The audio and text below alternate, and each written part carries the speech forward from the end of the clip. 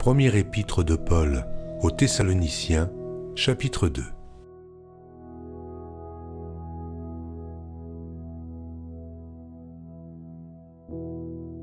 Vous savez vous-même, frères, que notre arrivée chez vous n'a pas été sans résultat.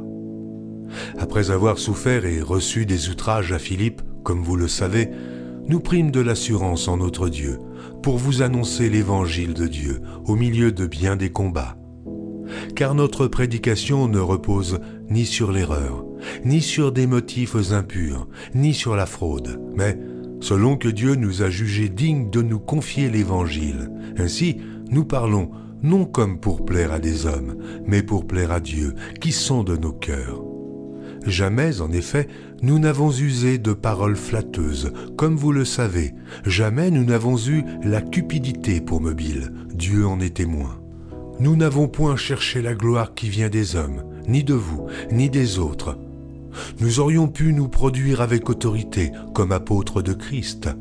Mais nous avons été pleins de douceur au milieu de vous, de même qu'une nourrice prend un tendre soin de ses enfants.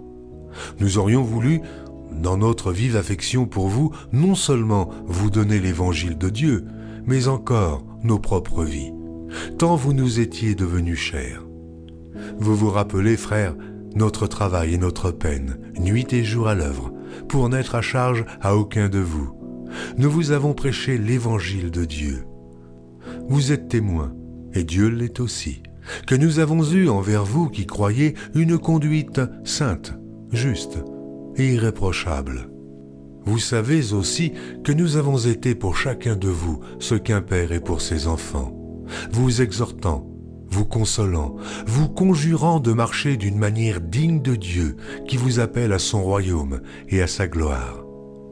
C'est pourquoi nous rendons continuellement grâce à Dieu de ce qu'en recevant la parole de Dieu que nous vous avons fait entendre, vous l'avez reçue non comme la parole des hommes, mais ainsi qu'elle l'est véritablement, comme la parole de Dieu qui agit en vous qui croyez.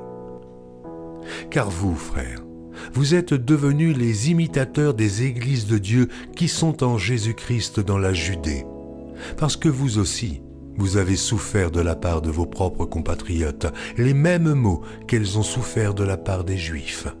Ce sont ces Juifs qui ont fait mourir le Seigneur Jésus et les prophètes, qui nous ont persécutés, qui ne plaisent point à Dieu et qui sont ennemis de tous les hommes, nous empêchant de parler aux païens pour qu'ils soient sauvés, en sorte qu'ils ne cessent de mettre le comble à leurs péchés.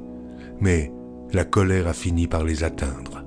Pour nous, frères, après avoir été quelque temps séparés de vous de corps, mais non de cœur, nous avons eu d'autant plus ardemment le vif désir de vous voir.